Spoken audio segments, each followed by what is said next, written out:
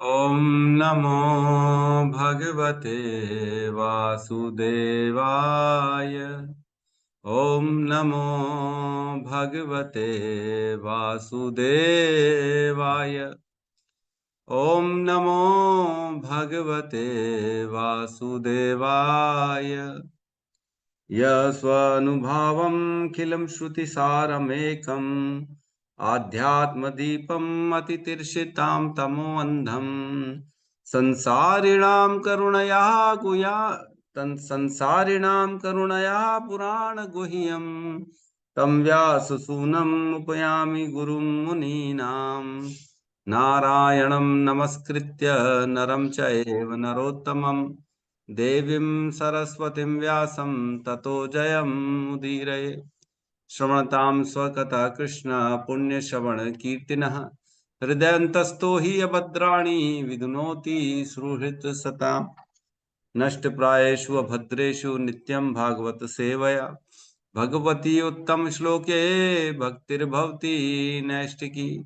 कृष्णाय वासुदेवाय देवकी नंदनाय च नंद गोप कुमाराय गोविंदाय नमो नमः। जय श्री कृष्ण चैतन्य प्रभु नित्यानंद श्री अद्वैत गदाधर श्रीवासादि गौर भक्ता वृंद। हरे कृष्णा कृष्णा कृष्णा हरे हरे, हरे राम राम राम हरे हरे। हरे कृष्णा कृष्णा कृष्णा हरे हरे, हरे राम राम राम हरे हरे। हरे कृष्णा कृष्णा कृष्णा हरे हरे, हरे राम राम राम हरे हरे। हरे कृष्ण। सभी भक्तों का स्वागत है प्रातःकालीन श्रीमद् भागवतम कृष्णा प्रभु जी सादर प्रणाम। हरे नाम। कृष्णा प्रभु जी सादर। हरे कृष्ण माता जी। कल हमने कौन कौन सा श्लोक किया, कौन बताएगा?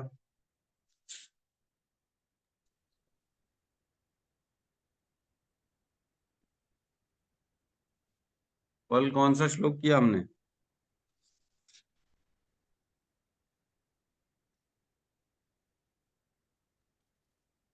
हरे कृष्णा।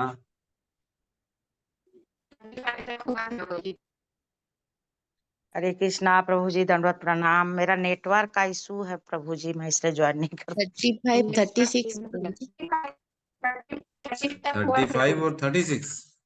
जी 35 और 36, ठीक है ठीक है, बहुत अच्छा हुआ माता जी आ गई आप।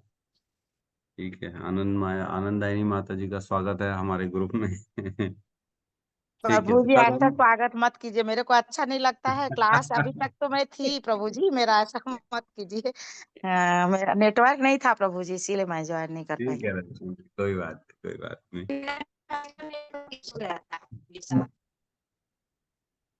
ठीक है, तो हम कल 35 और 36 किए थे। तो 35 नंबर श्लोक में हमने कल पढ़ा, पूर्ण पुरुषोत्तम भगवान श्री कृष्ण अपनी अहेतु की कृपा से अपनी अंतरंगी शक्ति द्वारा इस लोक में प्रकट हुए और सुयोग्य स्त्रियों के साथ इस तरह भोग किया मानो वे संसारी कार्यों में लगे हुए थे। तो हमने कल पढ़ा, भगवान अपनी अंतरंगा शक्ति से, इंटरनल पोटेंसी की शक्ति से आते हैं, अवतरित होते हैं, और ऐसा लगता है कि संसारी व्यक्ति के समान वो भी अपनी स्त्रियों और पत्नियों का भोग कर रहे हैं, परंतु ऐसा है नहीं। 36 में हमने पढ़ा, यद्यपि रानियों की मृदु मुस्कानें तथा बाकी चितवन अत्यंत विमल तथा उत्तेजक थी, जिससे साक्षात कामदेव भी मोहित होकर अपना धनुष त्यागने हेतु बाध्य हो सकते थे। यहाँ तक कि अत्यंत सहिष्णु शिव भी उनके शिकार हो सकते थे, तो भी वे अपनी समस्त हाव भाव तथा आकर्षण से श्री भगवान की इंद्रियों को विचलित नहीं कर सके। तो भगवान की जो रानियां थी वो इतनी सुंदर थी, इतनी मनमोहक थी, ऐसी अदाएं थी उनकी कि उनके सामने इवन शिव जी और कामदेव भी उनके सामने विवश हो जाते अपना धनुष रखने के लिए, है ना। और ऐसे ऐसे उनकी जो वल्गुहासा स्मित मुस्कान थी, ऐसी रानियों की स्मित मुस्कान थी, और उनके जो हाव भाव थे, जो उनके चाल ढाल थे, वो तक भगवान की इंद्रियों को विचलित ना कर सके। भगवान यद्यपि दिखते जरूर है कि भगवान अपनी रानियों के वशीभूत हैं, ऐसे ऐसे कार्य करते हैं, लगता जरूर है कि वो भी भगवान अपनी पत्नियों के प्रति बहुत ज्यादा आसक्त हैं, लेकिन इसका कारण पत्नियों की सौंदर्यता नहीं है, इसका कारण है पत्नियों का प्रेम जो कृष्ण के प्रति है। कृष्ण प्रेम के पाले पड़कर जो है दास बन जाते हैं, कृष्ण प्रेम से वशीभूत होते हैं, न कि ये सौंदर्यता से, है ना। तो ये समझना चाहिए। आज हम 37, 38, 39 3 श्लोक करने की कोशिश करेंगे ताकि ये अध्याय हमारा फिनिश हो जाए। ठीक है, तो हम प्रवेश करते हैं आज के सत्र में और स्क्रीन शेयर करते हैं। श्लोक नंबर 37 में प्रवेश करते हैं।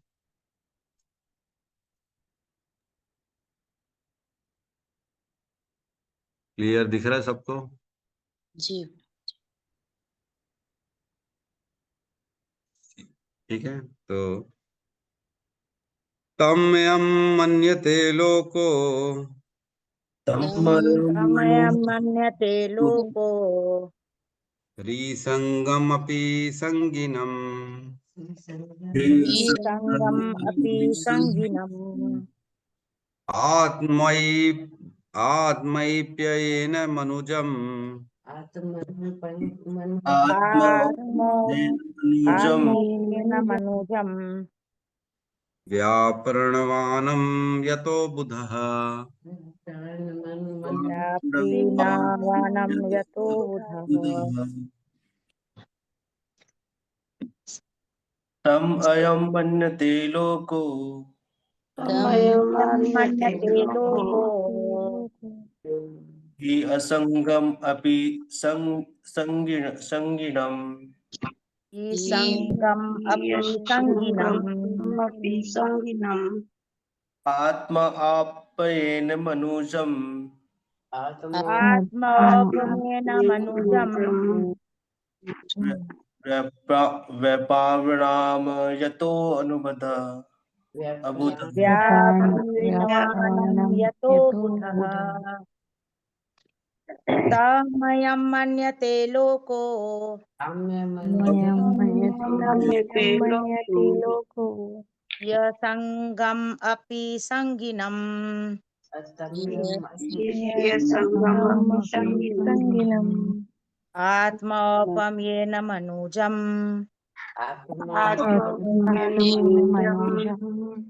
व्याप्रीन्वानं यतो बुधः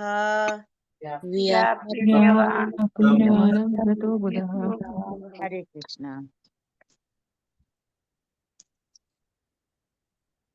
अनुवाद।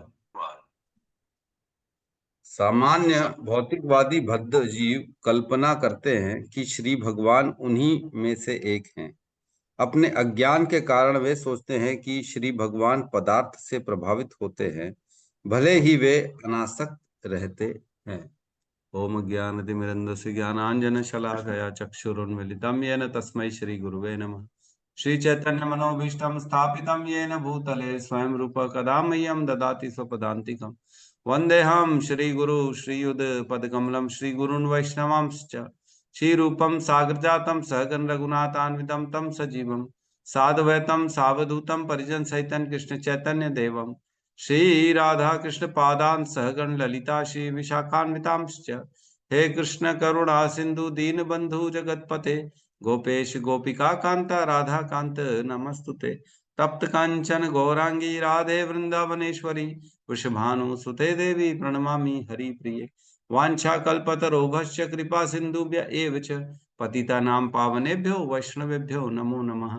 नमो विष्णुपादाय कृष्णपृष्ठाय भूतले श्रीमते भक्तिवेदांत स्वामीति नामिने। नमस्ते सरस्वते देवे गौरवाणी प्रचारिणे निर्विशेष शून्यवादी पाश्चात्य देशतारिणे। जय श्री कृष्ण चैतन्य प्रभु नित्यानंद श्री अद्वैत गदाधर श्रीवासादि गौर भक्त वृंद। हरे कृष्णा कृष्णा कृष्णा हरे हरे, हरे राम राम राम हरे हरे कृष्ण। तो श्लोक नंबर 37 इसमें कह रहे हैं तम अयम मन्यते लोको।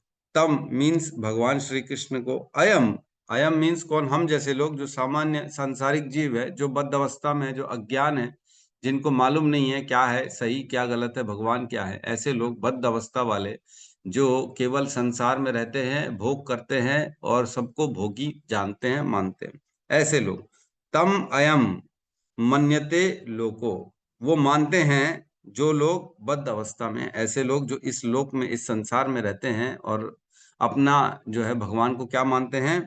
ही संगम अपि संगिनम। ही संगम अपि संगिनम मीन्स भगवान जो ये संसार में यद्यपि भगवान प्रभावित दिखते हैं, यद्यपि भगवान संग करते हुए दिखते हैं, है ना, यद्यपि संग करते हुए दिख रहे हैं, लेकिन वे अनासक्त है, असंगम है ना। लिखा है ही असंगम अपि संगिनाम, मतलब अनासक्त होते हुए ऐसा प्रभावित होता है कि वे संग में है, आसक्त में है, जैसे संसारी लोग होते हैं। और क्या लिख रहे हैं सेकंड लाइन में? आत्मौपयेन मनुजम। आत्मौपयेन मीन्स खुद के जैसा मानते हैं। आत्मौ मतलब खुद के जैसा, जैसे हम हैं वैसे मानते हैं। सामान्य लोग अपना अपना कंपैरिजन करते हैं ना, जैसे भगवान कोई कार्य कर लिए तो ऐसा लगा हम भी तो यही करते हैं। भगवान अपनी पत्नियों को प्रसन्न करने के लिए उनके आगे पीछे घूम रहे तो हम भी वही करते हैं, है ना। भगवान ने इतनी शादी करी, हम भी शादी करेंगे। भगवान ने क्या किया, दोस्तों के साथ माखन चुराया तो हम भी चोरी करेंगे। तो खुद का कंपैरिजन करते हैं भगवान के साथ। भगवान जो है ना, जो भी कार्य करते हैं, भगवान बांसुरी बजाएंगे तो वो भी बांसुरी बजाएंगे, भगवान जो है लीला करेंगे तो वो भी लीला करेंगे।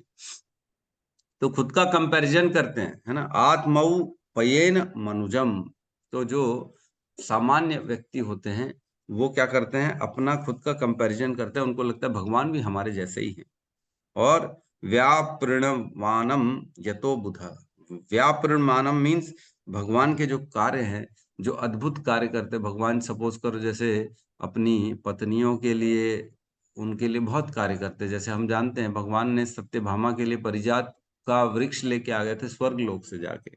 राजा इंद्र से वो लड़ाई करके परिजात का वृक्ष लेके आ गए थे। पहले फूल लाया उन्होंने और फूल दिया रुक्मणी को, तो सत्यभामा को सत्यभामा को लगा मेरे को भी चाहिए।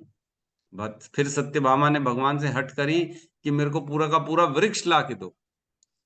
तो पहले तो भगवान ने समझाने की कोशिश करी, जब सत्यभामा नहीं मानी, हट कर रही थी, तो भगवान फिर उसकी खुशी के लिए सोचो इंद्र के पास गए, उनसे युद्ध किया इंद्र से, और फिर वहां से परिजात का पूरा वृक्ष लेके आ गए यहाँ पे। तो इस प्रकार भगवान ने अपनी पत्नी को प्रसन्न करने के लिए कार्य किए। तो ऐसे कार्यों को क्या, यतो बुधा, जो अबुद्ध, जो अज्ञानी व्यक्ति होते हैं, जो भगवान के तत्व को नहीं जान पाते हैं, उनको क्या लगता है भगवान ये सब जो कार्य कर रहे हैं अपनी पत्नियों को प्रसन्न करने के लिए, ये तो सेम वैसे ही है ना जैसे हम भी अपनी पत्नियों को प्रसन्न करने के लिए कार्य करते हैं। तो भगवान के कार्य और संसारिक व्यक्ति के कार्य में जमीन आसमान का फर्क है। भगवान गिरिराज गोवर्धन उठा सकते हैं 7 दिन के लिए अपने हाथ में, हम 7 दिन के लिए तो हाथ ही नहीं उठा सकते। खाली हाथ उठा के रख लें तो वो भी नहीं कर सकते। हम एक पानी का ग्लास नहीं उठा सकते, एक बाल्टी पानी नहीं उठा सकते 7 दिन के लिए। ये तो स्थिति हमारी। लेकिन फिर भी लोग अज्ञानी हैं, है ना, अज्ञानवश बद्ध अवस्था में उनको लगता है कृष्ण और हम में कोई फर्क नहीं है, हम भी कृष्ण जैसे ही हैं। कृष्ण ने ये सब कार्य किया, ये वो अपनी पत्नियों को, लोगों को प्रसन्न करने के लिए किया, लेकिन हम भी अपने संसार में अपने लोगों और पत्नियों को जैसे प्रसन्न करने के लिए कार्य करते हैं, कृष्ण भी वैसे ही कर रहे हैं। तो सेम सेम उनको लगता है, कंपैरिजन करते हैं खुद के कार्य और भगवान के कार्य। भगवान के कार्य अद्भुत होते हैं, भगवान के कार्य कोई हमारे जैसे नहीं होते।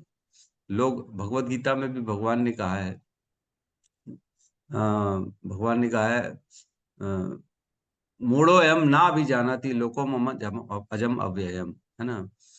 अवजानन्ति माम मूढ़ा मानुषिम तनु आश्रितम परम भावो अजानंतो मम भूत महेश्वर, है ना। क्या कहते हैं, मूढ़ो एम ना अभिजानति, मुझे जो मूढ़, जो बेवकूफ, जो अज्ञानी व्यक्ति होते हैं, ना अभिजान, वो कभी जान नहीं पाते। मूढ़ो एम ना अभिजानति लोको, लोग नहीं, वो क्या कहा है, मानुषिम तनु आश्रितम, उनको ऐसा लगता है कि अवजानन्ति माम मूढ़ा मानुषिम तनु आश्रितम, मेरे को मूढ़ व्यक्ति नहीं जानते हैं, और उनको लगता है कि मैं मनुष्य के शरीर में हूँ, मनुष्य के जैसा ही हूँ, मनुष्य के शरीर का आश्रय लेके मैं आया हूँ इस स्थान में। लेकिन ऐसा नहीं। तो भगवान तो अवजानन्ति माम मूढ़ा मानुषिम तनु आश्रितम परम भावो अजानंतो मम मम लोक महेश्वर, भगवान सभी लोगों के ईश्वर हैं, ये नहीं जान पाते वो लोग।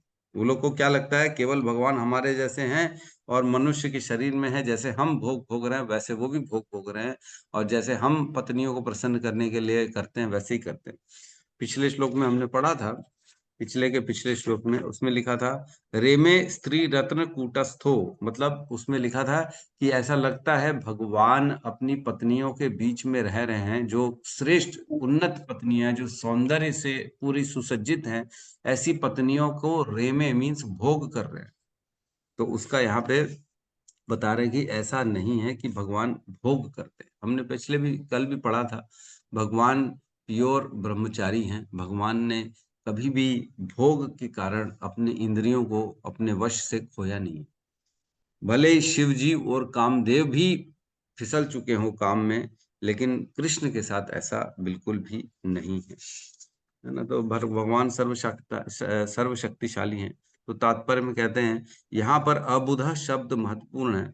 केवल अज्ञानवश मंद बुद्धि सांसारिक विवादक परमेश्वर को गलत समझते हैं और अबोध लोगों में प्रचार करके अपने मूर्खतापूर्ण विचारों को फैलाते हैं। तो जो कई लोग अपने आप को इंटेलिजेंट समझते हैं, वो नए नए भगवान के बारे में बताते हैं, नहीं नहीं भगवान ये नहीं है, भगवान वो है, भगवान तो ऐसी हैं, भगवान तो शिव जी थे, कृष्ण तो एक मनुष्य थे, शिव जी उनके हृदय में प्रवेश करके भगवत गीता का ज्ञान दिए, इस तरह की बातें करते हैं। तो अपने अपने मत के हिसाब से इस कलयुग में लोग पथ भ्रष्ट करा देते हैं दूसरों का। क्यों? क्योंकि लोगों को पढ़ने का समय नहीं है ना। आज किसी से भी आप पूछोगे, कोई ग्रंथ पढ़ रहा है नहीं पढ़ रहा, किसी को शास्त्रों के बारे में कुछ मालूम नहीं, तो आप जो बोलोगे वो मान लेंगे, हाँ हाँ भाई आप जो बोल रहे हो सही बोल रहे हो। तो आज की डेट में लोगों को बेवकूफ बनाना बड़ा आसान है। भगवान के बारे में, शास्त्रों के बारे में, किसी किसी भी पंथ, किसी भी संप्रदाय का आज की डेट में इजीली प्रचार किया जा सकता है ना।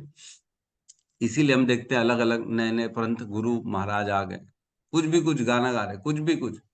एक तो बाबा जी आए थे, उन्होंने पिक्चर ही बना डाली है, क्या गाना बेवकूफ टाइप का, ऐसा ऐसा गाना गाते हैं, बाप रे बाप, वो हीरो बन के ऐसा कूद फांद के आ रहे हैं। जो जेल में अभी, क्या नाम है उन बाबा जी का, पता नहीं उनकी। आशाराम प्रभु जी, आसाराम बापू। नहीं नहीं, आशाराम आशाराम बापू, बाबू ने पिक्चर नहीं राम रहीम बनाई। प्रभु जी, राम रहीम। राम रहीम बाबू, राम रहीम बाबू, हाँ राम रहीम बाबा जो है, वो पिक्चर बना डाले भैया, अपने आप को हीरो, जैसे साउथ इंडियन पिक्चर के हीरो नहीं होते वैसा हीरो बनाया था उन्होंने अपने आप को, ऐसा गेटअप में आ गए थे। गजब हो गया। मैं सुन के बड़ा हैरान हो गया, ये बाबा लोग ऐसा कैसा काम है। तो भाई आज की डेट में कलयुग में कुछ भी पॉसिबल है, और लोग उनको फिर सराहना भी कर लेते हैं, हाँ हाँ सही करें सही करें। तो यहाँ पे सूर्य का एग्जाम्पल दिया गया है। ऐसे व्यक्ति को यह विश्वास कभी नहीं दिलाया जा सकता कि श्री भगवान प्रकृति के गुणों से किसी भी प्रकार से प्रभावित नहीं होते हैं। इसमें बता रहे कि ऐसे व्यक्तियों को नहीं समझाया जा सकता कि भगवान गुणों के गुण के बाहर है ना। भले ही संसार में रहते हैं और गुणों के अंदर रहते हैं, संसार गुणों के द्वारा बनी हुई है, और इस जगत में भगवान रहते हैं, लेकिन गुणों से अछूते रहते हैं भगवान। वह यह नहीं जान पाता कि सूर्य सदैव दूषित पदार्थों से अप्रभावित रहता है, अप्रभावित रहा करता है। मानसिक तर्कवादी सदैव अपने अनुभव के ज्ञान के आधार पर हर वस्तु को तोलते हैं। तो सूर्य जो है हर चीज को साफ करता है, पवित्र कर देता है। हम जानते हैं जैसे अगर कोई मल मूत्र कर देता है तो सूर्य मूत्र को भी इवोपरेट करके शुद्ध जल बना देता है कि नहीं, शुद्ध बना देता है। लेकिन क्या सूर्य में कभी भी थोड़ी सी भी गंदगी आती है? नहीं आती।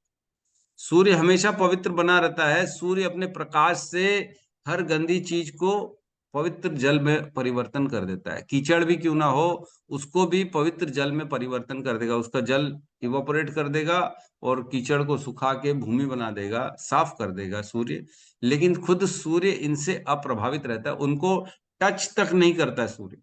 वैसे ही भगवान इस संसार में आते जरूर हैं, वो गुणों के अंदर दिखते जरूर हैं, लेकिन गुणों से अप्रभावित रहते हैं, निर्गुणातीत, गुणातीत हैं भगवान, है ना। भगवान खुद स्वयं, पूरा जगत भगवान की इच्छा शक्ति से बनता है। भगवान के अंदर पूरा जगत वास करता है। भगवान स्वयं अपना विस्तार जगत के अंदर लाते हैं, जगत में रहते हैं, गुणों के अधीन, गुणों की इस जगत के अंदर आते हैं, लेकिन वो गुणों से अप्रभावित होते हैं। हम लोग जैसे गुणों से प्रभावित रहते हैं, भगवान उससे अप्रभावित होते हैं। तो ये सब हम जो समझ रहे हैं, ये क्यों समझ रहे हैं? क्योंकि भगवान को हमको तत्व से समझना है ना। भगवान ने भगवत गीता में कहा है, जन्म कर्म च मेदिवम एवं यो वेति तत्वतः त्यक्त्वा देहम पुनर्जन्म नेति ममेति सु अर्जुन। हे अर्जुन, जो मेरे जन्म और कर्म की दिव्यता को समझ जाता है, जो मुझे तत्व से जान जाता है, उसका दोबारा इस संसार में जन्म नहीं होता, ये भगवान कहते हैं। तो हम भागवतम के माध्यम से भगवान को तत्व से समझने की कोशिश कर रहे हैं इन श्लोकों के माध्यम से। ये कैंटो 1 में भगवान को हम तत्व से जानेंगे, तब जाके वो श्लोक में हम बैठ पाएंगे कि अब हमारा जन्म नहीं हो, है ना। क्यों, कैसे? जब भगवान के कर्मों को, जन्म को हम समझेंगे, भगवान के कार्यों को समझेंगे, तब हमारा जन्म नहीं हो। तो इन श्लोकों के माध्यम से भले भगवान दिख जरूर है पत्नियों को भोग करते हुए संसारी व्यक्ति के समान, लेकिन भगवान तत्व से अलग ही, टोटल अलग है, उससे निर्लिप्त है। भगवान गुणातीत है, गुणों के परे है। ठीक है, इसी का हम अगले श्लोक में प्रवेश करते हैं, है ना।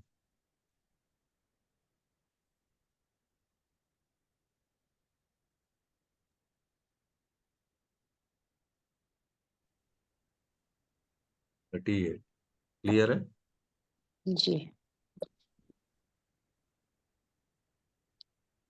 एत ईशन एतद ईशनम ईशस्य एतदीशनमीनशस्य प्रकृतिस्थोऽपि तद्गुणै प्रकृतिस्थोऽपि तद्गुणैः न युज्यते सदात्मास्थै न युज्यते सदात्मास्थैर्यथा।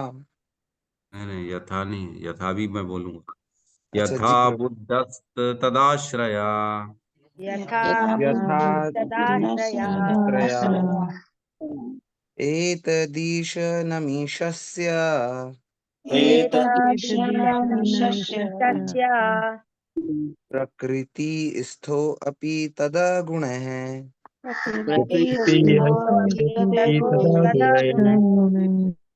न युज्यते सदात्मस्थै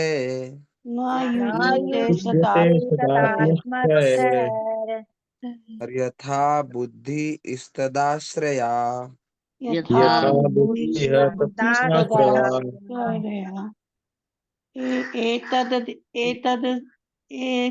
एतदीशन्मिशस्य एतदीशनमीशस्य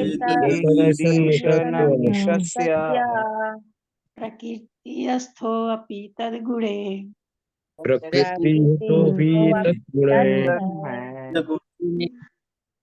न युज्यते सदात्मस्थैर् यथा बुद्धिस्तदाश्रया। हरे कृष्ण। अनुवाद। यह तो श्री भगवान की अलौकिकता है कि वे भौतिक प्रकृति के गुणों के संसर्ग में रहते हुए भी उनसे प्रभावित नहीं होते। इसी प्रकार जिन भक्तों ने श्री भगवान की शरण ग्रहण कर ली है, वे भी भौतिक गुणों से प्रभावित नहीं होते। यहाँ कह रहे हैं भगवान, देखो 37, 38 में भगवान के तत्व की बात चल रही है। ये सब समझेंगे तो भगवान को हम तत्व से जान पाएंगे, है ना। ये भागवतम के माध्यम से भगवान को समझना है हमको, भगवान है कौन और कैसे है, उनके ऊपर क्या प्रभाव होता है, क्या कामवश रहते हैं, क्या गुणों में फंसे रहते हैं हमारे जैसे, क्या उनका जन्म कर्म के आधार पे होता है। भगवान अपनी अंतरंगा शक्ति से इस संसार में प्रकट होते, कोई कर्म का प्रभाव नहीं पड़ता उनके ऊपर। भगवान ने पहले ही बताया है, न माम कर्माणि लिम्पन्ति न मैं कर्म फले स्पृहा। मेरे को कोई कर्मों में मैं लिप्त नहीं होता हूँ और मेरे को कोई कर्म के फलों का बंधन नहीं चढ़ता है।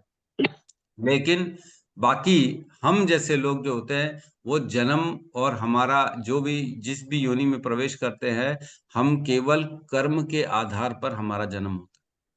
तो ये बहुत बड़ा अंतर है।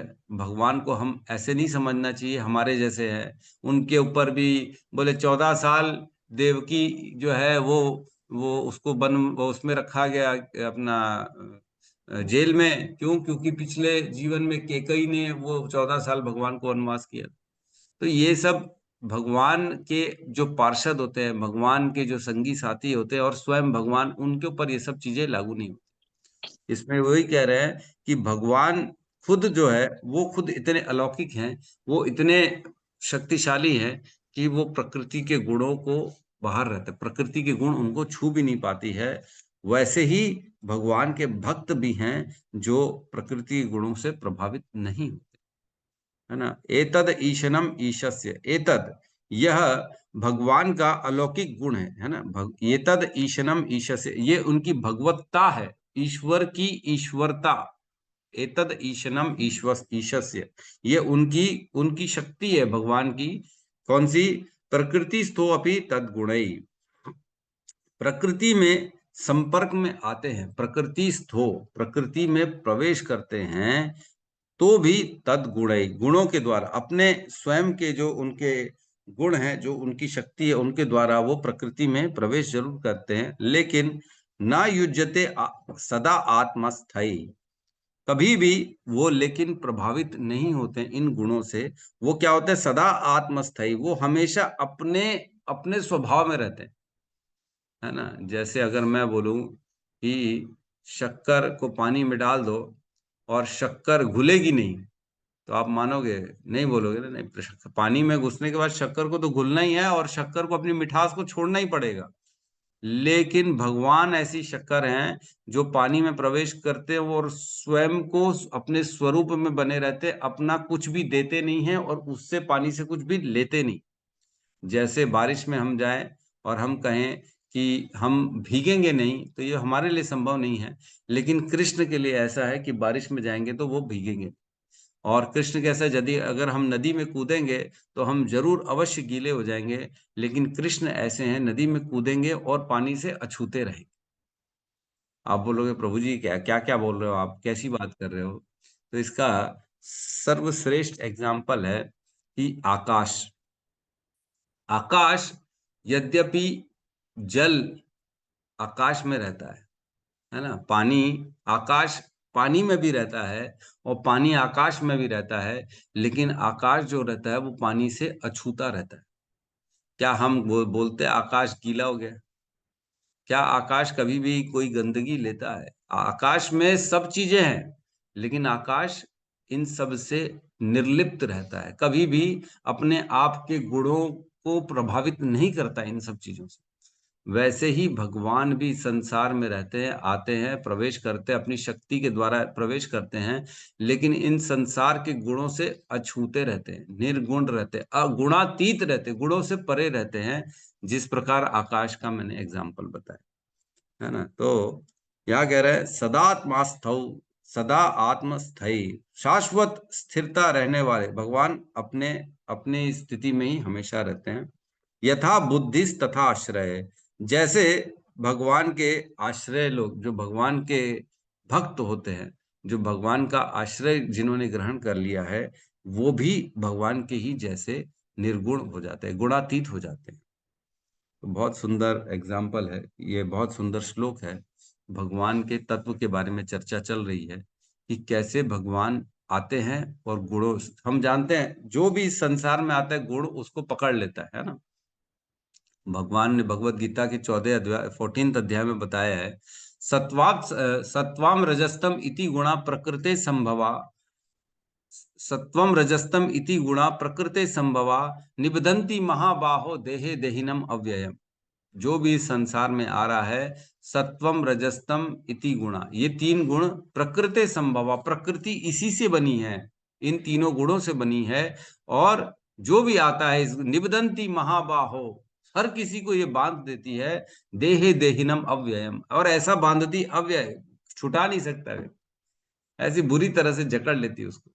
हर व्यक्ति को, जो भी जैसे ही जन्म लेगा प्रकृति के गुणों द्वारा बांध लिया जाएगा। तो भगवान ने 14वें अध्याय में बताया भी है कि जो मेरी भक्ति करता है, जो मेरा संग करता है, जो मेरे गुण, मेरे अध्यात्म, मेरी सेवा में लगता है, वो गुणों से परे हो जाता है और मेरे स्वभाव को प्राप्त करता है ना। भगवान कहते हैं माम च यो अव्यभिचारेण भक्ति योगेन सेवते सगुणान समतित्येतान ब्रह्म भूयाय कल्पते। जो व्यक्ति अव्यभिचारी मेरी भक्ति करता है, बिना रुके बिना टुके, बिना किसी भी तरीके से किसी और की शरण ग्रहण नहीं करता है, सगुणान समतित्येतान, वह इन तीनों गुणों को पार कर जाता है और मेरे गुणों को, मेरे स्वभाव को प्राप्त करता है, जो कि निर्गुण अवस्था होती है, जिसे शुद्ध सत्व कहते हैं, उस अवस्था को प्राप्त करता है। तो ये कैसी अवस्था होती है? ये गुण मतलब क्या? मतलब कोई भी बाहरी चीज उसको अफेक्ट ना करे। हमारे को तो छोटी छोटी मान अपमान में ही परेशान हो जाते, मेरा पराया में ही परेशान हो जाते हैं। ये तो मेरा है, ये तो पराया है, अरे मेरे को तो पूछा नहीं, मेरे को तो बताया नहीं, मैं तो सीनियर हूँ, मैं तो जूनियर हूँ। इसी में ही फंसे हुए अभी तो फिलहाल तो तो गुणों, सत्वम, सतोगुण का ये कार्य होता है कि वो ज्ञान से और सुख से बांधता है ना। रजोगुण का गुण ये होता है कि व्यक्ति को कार्य के लिए उत्तेजित करता है कि कार्य करो, अपना पोजीशन, मेरी मेरी चीज, मेरा अब तेरा पराया, ये करता है वो। रजोगुण एकदम घुसा रहता है कर्मों में, सकाम कर्म में लिप्त कर देता है रजोगुण। और तमोगुण क्या करता है? उसको अज्ञान में डाल देता है, बेवकूफी वाले काम करेगा, है ना। देखेगा कि सिगरेट में लिखा भी है कि लंग्स के गंदे गंदे फोटो बने हुए हैं, कैंसर हो रहा है, लिखा है उसमें कि कैंसर होगा, smoking is injurious to health लिखा है, फिर भी स्मोकिंग करेगा। पढ़ नहीं सक रहा है क्या? देख नहीं सक रहा है? दिमाग काम नहीं कर रहा है कि इतने लोग मर रहे हैं, फिर भी क्यों स्मोकिंग कर रहा है? क्यों? क्योंकि तमोगुण में। तो जितना व्यक्ति जो है बाहरी खाना खाता है, जितना ये तमोगुणी व्यक्ति वस्तु का सेवन करता है, जितना दिन भर सोएगा, रात भर जागेगा, उतना तमोगुण उसके अंदर बढ़ेगा और उसकी बुद्धि जो होती है जड़ होती चली जाएगी, उसको समझ नहीं आने वाला। आज आप किसी को भी बिठा के भगवत गीता का श्लोक बोलोगे, उसको समझ में नहीं आएगा। अरे सिंपल सी बात बोलोगे ना, तेरा कर्म में अधिकार है लेकिन कर्म के फल पे अधिकार नहीं है, तो ये बात भी नहीं समझ में आती लोग। क्यों? क्योंकि उनकी बुद्धि जड़ हो चुकी है, उनको समझ में नहीं आएगा, इतना उन्होंने तमोगुण का संग कर लिया। तो इतना आसान नहीं है शास्त्रों को समझना। जब तक व्यक्ति की बुद्धि थोड़ी सी मतलब क्या बोलते हैं उसको, जड़पन उसकी बुद्धि से खत्म हो, सूक्ष्म बुद्धि बनेगी। जब बुद्धि उसकी निर्मल बनेगी तब जाके उसको ये ज्ञान समझ। कैसे निर्मल बनेगी उसकी बुद्धि? आहार से, जैसे जैसे प्रसाद पाएगा, है ना, सतोगुण में रहना चालू करेगा, सुबह उठेगा, रात को जल्दी सोएगा, है ना, गंदी बातों से दूर रहेगा, गंदे से खाने से दूर रहेगा, जो बाजार का खाना है, नॉनवेज से दूर रहेगा, शराब से दूर रहेगा, तो धीरे धीरे उसकी बुद्धि जो होती है निर्मल बनती है और तब उसको ये ज्ञान समझ में आता है। इसीलिए तो जो नॉनवेज खाते हैं उनको बोलो छोड़ दो, तो बोले अरे चल ना, तेरे को मालूम ही नहीं है। उनको समझ में, उनकी जड़ बुद्धि जड़ हो चुकी है, उनको समझ में नहीं है। धीरे धीरे जब उनको प्रसाद दोगे, 1 साल 2 साल, तब जाके धीरे धीरे उनका परिवर्तन होगा, तब उनकी बुद्धि में घुसेगा, अरे नहीं यार अब मन नहीं कर रहा खाने का, अब देख के ऐसा लगता है यार कहीं तो मांस है, किसी का तो मांस है, अब ऐसा लगता है। क्या बताएं। एक मेरा मित्र है, उसको ना बहुत नॉनवेज खाता है, बहुत नॉनवेज। अब उसी के परिवार में एक उसके साले का छोटा सा बच्चा अभी पैदा हुआ है, बहुत छोटा है वो, अभी तो 6-7 महीने में पैदा हो गया, और वो अस्पताल में इंक्यूबेटर में है। और अब जाके रोज पाठ करता है कि उसकी जीवन बच जाए, हैं। अब पाठ कर रहे वो पति पत्नी कि उसका जीवन बच जाए। मैं हृदय से सोच रहा था मन ही मन, मैंने उसको बोला नहीं कि जब तू इतने मुर्गे खा रहा है, इतने बकरे काट काट के खा रहा है, तो उनका परिवार नहीं, उनके माँ बाप नहीं है, तुम्हारा बच्चा आ गया तो तुमको लग रहा है ये बच जाए, ये बच जाए, और बाकी को जब मार दिया तब तुम्हारी बुद्धि कहाँ चली गई थी? मैंने बोला नहीं क्योंकि रिश्ता ही टूट जाता ऐसे हो रहा है, जड़ बुद्धि है ना। जो ये खाते पीते हैं उनकी बुद्धि जड़ होती है, वो समझेंगे नहीं। मैंने कहा ठीक है भाई, प्रार्थना करो, और क्या कर सकते हो, किसी भी बहाने प्रार्थना करो। तो कहने का मतलब ये है कि हमारे जैसे गोस्वामी थे, छठ गोस्वामी हम जानते हैं, सनातन गोस्वामी, रूप गोस्वामी, है ना, जीव गोस्वामी, रघुनाथ दास गोस्वामी, भट्ट रघुनाथ गोस्वामी। तो इस प्रकार के जो हमारे छठ गोस्वामी थे, उनकी बुद्धि देखो, वो गुणों से परे हो गए थे। सनातन गोस्वामी, आप जानते होंगे, सनातन गोस्वामी जो वृंदावन में रहते थे, मदन मोहन टेम्पल में, मदन मोहन में रहते थे ना, राधा गोविंद देव टेम्पल में, कौन सा टेम्पल का क्या नाम है, तो ठीक है, मदन जो भी टेम्पल है, मदन मोहन टेम्पल में रहते थे प्रभु जी। मदन मोहन टेम्पल में, जो थोड़ा ऊपर टीले में बना हुआ है, मदन मोहन टेम्पल। तो हाँ प्रभु। वहां अगर आप में से जो लोग गए हैं, उनकी कुटिया अगर देखेंगे, जहां पे वो रहते थे, उनकी भजन कुटीर, वो मात्र 10 बाय 10 की होगी, छोटी सी, है ना, अगर देखा होगा किसी ने तो, इतनी छोटी सी 10 बाय 10 की, बस एक व्यक्ति, ज्यादा से ज्यादा 2 व्यक्ति उसमें आ सके, और उससे बड़ा उनका कुटिया है ही नहीं। और सनातन गोस्वामी हम जानते हैं, वो मंत्री थे, मंत्री, उनके पास इतना पैसा था। कलकत्ता में वो जो है अपना कौन सा उस समय वो राजा था जिसके अंडर में मंत्री थे, नाम नवाब मालूम है क्या? हुसैन। नवाब हैं? हुसैन। नवाब नवाब हुसैन। हुसैन। यस यस, नवाब हुसैन। नवाब हुसैन के अंडर वो मंत्री थे। सोचो, इतनी बड़ी पदवी का व्यक्ति निकल के आके अब इतनी 10 बाय 10 की छोटी सी कुटिया में रह रहा है। उनको कोई फर्क नहीं पड़ रहा है खाना मिल रहा है कि नहीं। वो कौन सा खाना खाते थे? खाली आटे में रोटी बना के भगवान को भी पवाते थे और खुद भी पाते थे। भगवान मदन मोहन परेशान हो गए, बोले सनातन नमक तो डाल, कम से कम मेरे को नमक वाला तो खाना खिला। तो बोले आज नमक मांग रहे हो, कल सब्जी मांगोगे, परसों घी मांगोगे, फिर तेल मांगोगे, ये सब मेरे से नहीं होगा, बोलते हैं सनातन गोस्वामी। खाना तो खाओ ऐसे, इससे ज्यादा मैं नहीं कर सकता। तो भगवान फिर अपनी व्यवस्था खुद किए थे, वो बोट वाले की बोट रुकवा दिए थे, नमक गिरवाए थे, ऐसा किए थे भगवान यमुना में। तो कहने का मतलब है, हमारे गोस्वामी सोचो, इतने उच्च पदवी के निकलने के बाद वो गुणों के परे हो गए थे, उनको कोई सुख दुख का आभास नहीं था। उनको इवन जीवा खाने से तक उनका वैराग्य हो गया था। एक्सटर्नल कोई भी चीज जो हमको अफेक्ट न करे। हम जानते हैं रघुनाथ दास गोस्वामी 3 दिन में एक बार छाछ पीते थे, सिर्फ 3 दिन में, खाना ही नहीं खा रहे वो। क्यों? क्योंकि प्रकृति के गुणों के परे चले गए हम। हमारी स्थिति क्या है? हम तो 3 टाइम नहीं खाए तो ऐसा लगता है उपवास हो गया हमारा। एक एक टाइम नहीं खाएंगे तो ऐसा लगेगा अरे उपवास हो गया हमारा, एक टाइम नहीं मिला खाना हमारे को। 3 टाइम तो खाते, उसके अलावा और भी खाते, कभी कुछ पा लेते हैं। क्यों? हम अभी गुणों में फंसे हुए हैं, बुरी तरह फंसे हुए हैं। लेकिन हमारे गोस्वामी वो तीनों गुणों से परे थे। जैसे इस कहा में भगवान कह रहे हैं, या इस श्लोक में कह रहे हैं कि भगवान के शुद्ध भक्त भी गुणों के परे चले जाते, तो भगवान की तो बात ही अलग है। जब भक्त जो कृष्ण का नाम ले रहे हैं, उनकी भक्ति कर रहे हैं, उनकी सेवा कर रहे हैं, वो गुणों के पार चले गए, तो कृष्ण गुणों में कैसे फंसे रहेंगे? कृष्ण के बारे में कैसे कोई बोल सकता है कि वो अपनी पत्नियों का संग करते थे, वो मस्त मौला थे, वो तो जो है रास लीला करते थे? ये सब कोई कैसे बोल सकता है? ये बता रहे श्लोक में। तो हमको गुणों से धीरे धीरे बाहर निकलना है, कुल मिला के। तो हम भक्ति थोड़ा सा इसी में चर्चा कर लेते हैं, क्योंकि अगला श्लोक तो हो नहीं पाएगा, समय हो चला है। 10 मिनट, 10 मिनट में नहीं हो पाएगा। मैं सोच रहा था ये श्लोक कंप्लीट करके अध्याय कंप्लीट कर लेंगे, बट ठीक है, कल एक श्लोक करके नया अध्याय चालू कर लेंगे। तो 39 लास्ट श्लोक है इसका, बट ये वाला श्लोक जो है ना, ये श्लोक थोड़ा सा डिस्कशन वाला है, 38, जिसमें गुणों की चर्चा चल रही है।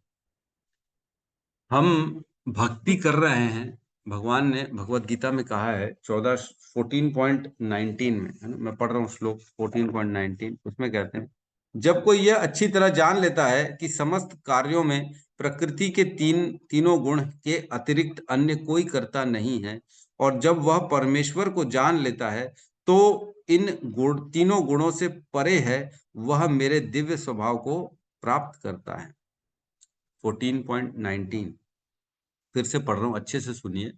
उसमें कह रहे हैं, जब कोई यह अच्छी तरह जान लेता है कि समस्त कार्यों में प्रकृति के 3 गुणों के अतिरिक्त अन्य कोई कर्ता नहीं है, मतलब जो भी कार्य हो रहा है इस संसार में वो प्रकृति के 3 गुणों के अलावा कोई नहीं है, और जो कर रहा है प्रकृति के द्वारा ही ये कार्य कराया जा रहा है। और जब वह परमेश्वर को जान लेता है, परमेश्वर को क्या जान लेता है कि परमेश्वर भगवान कृष्ण तीनों गुणों के परे हैं, उनको गुण छू भी नहीं पाते हैं, जो इन तीनों गुणों से परे हैं, तो वह मेरे दिव्य स्वभाव को प्राप्त करता है। तब वो भगवान के स्वभाव को प्राप्त कर लेता है। भगवान का स्वभाव क्या है? तीनों गुणों से परे है, निर्गुण है, गुणातीत है, गुण उनको छू भी नहीं पाते हैं। तो वैसा व्यक्ति इस संसार में रहते रहते वह भी तीनों गुणों के पार चले जाता है, जिसको हम जानते हैं स्वरूप सिद्ध व्यक्ति, जो जिसने अपने स्वरूप को पहचान लिया है कि मैं कौन हूं, मैं कृष्ण का अंश हूं, मैं इस संसार में हूं जरूर, लेकिन इस संसार का नहीं, इस संसार से मेरे को कुछ लेना देना नहीं है। जो ये जान लेता है उसे निर्गुण कहा जाता है, उसको गुणातीत कहा जाता है। वो खुश में, मान में, अपमान में, अभिमान में, है ना, धूप में, प्यास में, भूख में, इन सब चीजों से विचलित नहीं होगा। इवन भूख प्यास उसको विचलित नहीं कर पाएगी। हम जानते हैं जड़ भरत के कहानी जब हम पढ़ते हैं, तो जड़ भरत को जब आदिवासी लेके चले गए थे उनकी बलि चढ़ाने के लिए, तो वो चुपचाप चले गए उनके साथ। उन्होंने एक बार भी मना नहीं किया कि मेरी क्यों बलि चढ़ा रहे हो। वो बोले चलो बलि चढ़ाना है, चलो कोई प्रॉब्लम नहीं, काटेंगे काटो, कोई प्रॉब्लम नहीं। ऐसी स्थिति में स्वयं दुर्गा देवी आके उन सब का विनाश कर दी, उनका सबको मार डाली और जड़ भरत को वहां से फ्री करा दी।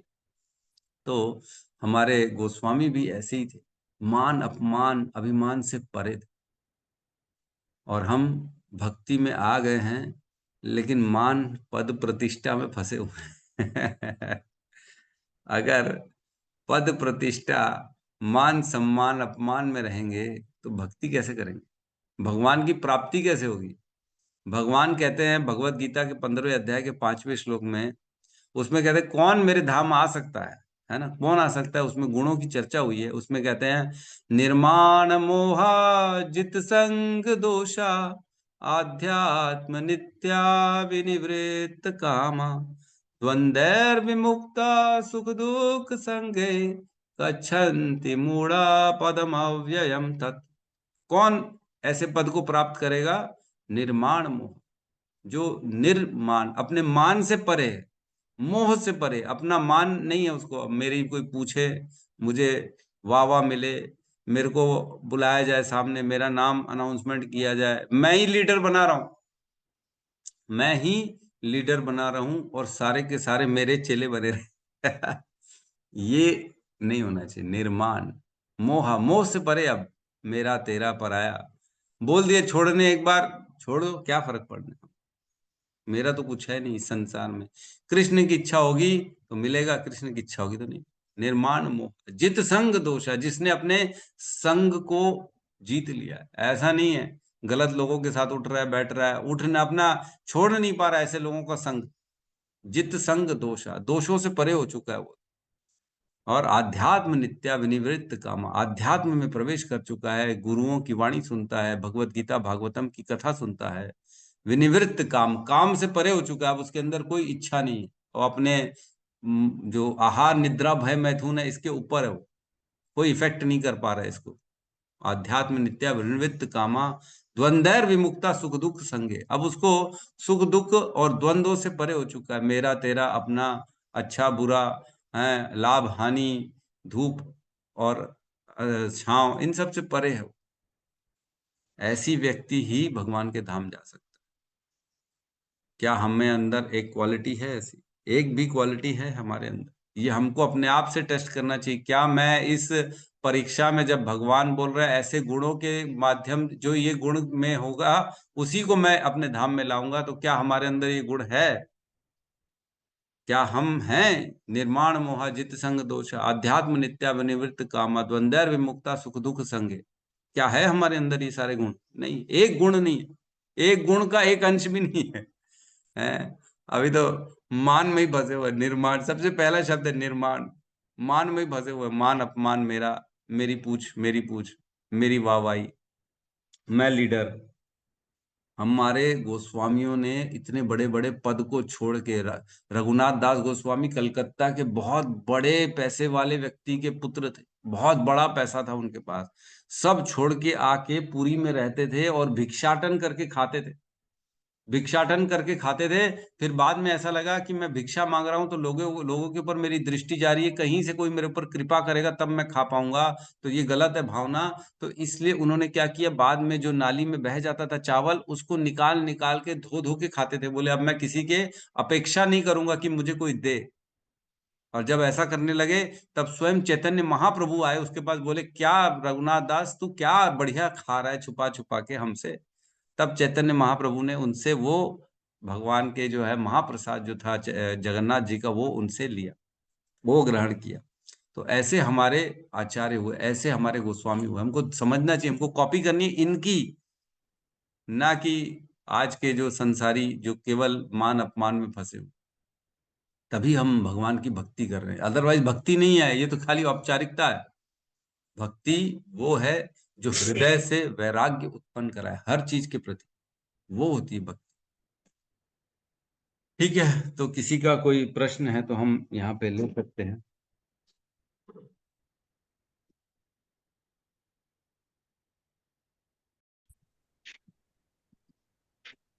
हरे कृष्णा कृष्णा कृष्णा हरे हरे, हरे राम राम राम हरे हरे। समस्त भक्त वृंद की जय। जगत गुरु श्रील प्रभुपाद की जय। निताई गौर प्रेमानंदे हरि हरि बोल, हरि हरि बोल। हरि बोल, हरि हरि हरि बोल। हरि हरि बोल, हरि हरि। हरे कृष्ण प्रभु जी, दंडवत प्रणाम। हरे कृष्णा माता जी प्रणाम।